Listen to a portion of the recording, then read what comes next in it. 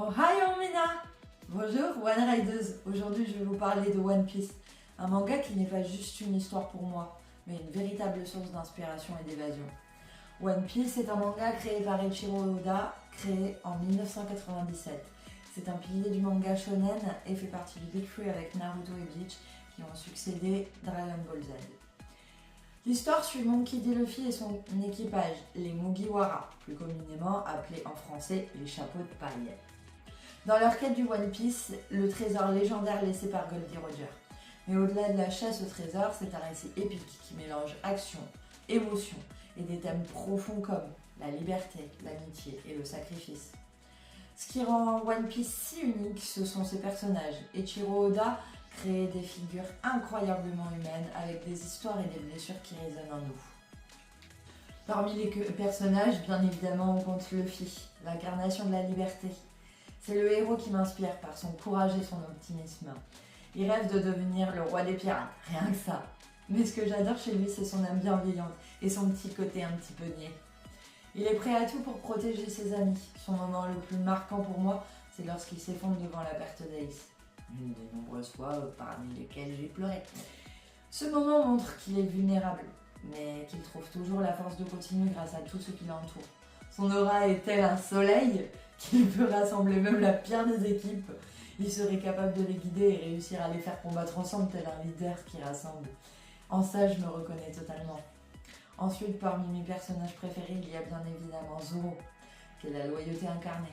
Zoro est le premier Mugiwara à rejoindre l'équipage.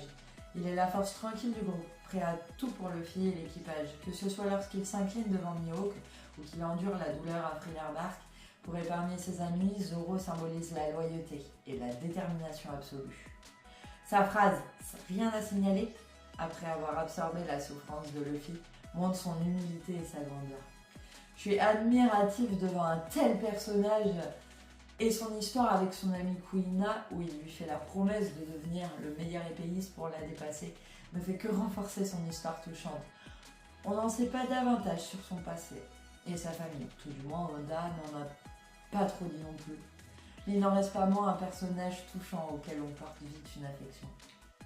Après Zoro, il y a bien évidemment Brook, une amie mortelle marquée par la perte. Brook, avec son humour et ses blagues absurdes, cache une douleur immense. Son histoire avec la Boune est l'une des plus émouvantes du manga.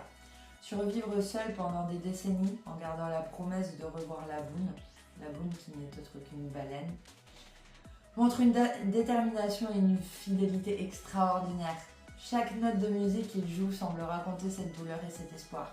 Brook, c'est un de mes personnages préférés car c'est un musicien hors pair et adore chanter et faire des blagues. Ensuite, il y a Robin, bien évidemment, la solitude brisée par l'amitié.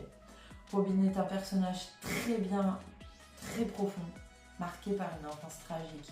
Ennemie numéro 1 du gouvernement mondial, elle a survécu à la destruction de son peuple et à une vie de fuite. Son flashback avec Zoro, lui apprenant à rire malgré la tragédie, est bouleversant. Quand elle crie à l'équipage qu'elle veut vivre à Enies Lobby, c'est un moment puissant qui montre à quel point l'amitié peut guérir toutes les blessures, même les plus profondes. Et c'est à ce moment-là que j'ai chialé toutes les larmes de mon corps, parmi les mille autres scènes tellement poignantes. Parmi mes personnages préférés, il y a aussi Chopper. Chopper qui n'est autre que le médecin de l'équipage, qui en fait s'avère être un renne doté d'une parole. Je vous en dis pas plus sur l'origine, pourquoi il parle, voilà. Vous le découvrirez si vous regardez le manga. Pour ceux qui le connaissent, vous le savez déjà. Son histoire est tout aussi tragique puisque c'est le médecin docteur Iluluk qui l'a sauvé d'un abandon. Puisque, étant donné qu'il était doté de la parole, il était rejeté par les siens. Mais en plus, il était reconnu comme un monstre auprès des humains. Voilà. Son histoire est tout aussi tragique parmi tous les autres membres de l'équipage. Je pourrais vous en dire plus sur tous les membres de l'équipage, mais je vous ai parlé de mes principaux favoris. Parmi les personnages secondaires marquants, il y a Jaguar D. Zoro. Ce géant au rire contagieux a montré à Robin que la bonté existe, même dans un monde cruel. Son sacrifice est un des moments les plus tristes de l'histoire. Pour moi, ça représente un des Un des pires, ouais. Mais parce que j'aime trop tout. Corazon, la plupart de ceux qui connaissent déjà One Piece savent qui c'est. Corazon, pour moi, c'est un de mes personnages secondaires favoris. Avec son cœur immense, il a tout risqué pour sauver l'eau d'une mort certaine. Son histoire est une leçon de sacrifice et d'amour désintéressé. Pour ceux qui veulent en savoir plus, qui ne connaissent pas Corazon, je vous invite à découvrir le manga par vous-même. Kuma. Kuma, c'est un des 7 grands corsaires qui, lui, derrière son apparence froide, se cache une tragédie humaine. Ce qu'il endure et les sacrifices qu'il a fait pour protéger les autres montrent une force mentale et émotionnelle hors du commun. Et de cela, il représente pour moi l'une des pires histoires du manga. Parce que quand on découvre l'histoire de Kuma, on peut voir à quel point l'acharnement d'une seule personne peut faire basculer des vies. Et c'est le cas pour Kuma. Lily fait partie des personnages secondaires pour le moment, qui, bien qu'énigmatique pour l'instant, elle promet d'avoir un rôle crucial dans les événements à venir. Son passé encore flou semble porteur de révélations majeures. Lily a eu une aventure dans les premiers arcs de One Piece avec les Mugiwara. Luffy a su aider Lily au moment où elle en avait le plus besoin. Et le lien qu'elle a avec les Mugiwara, j'en suis persuadée qu'il aura une signification dans les prochains arcs à venir.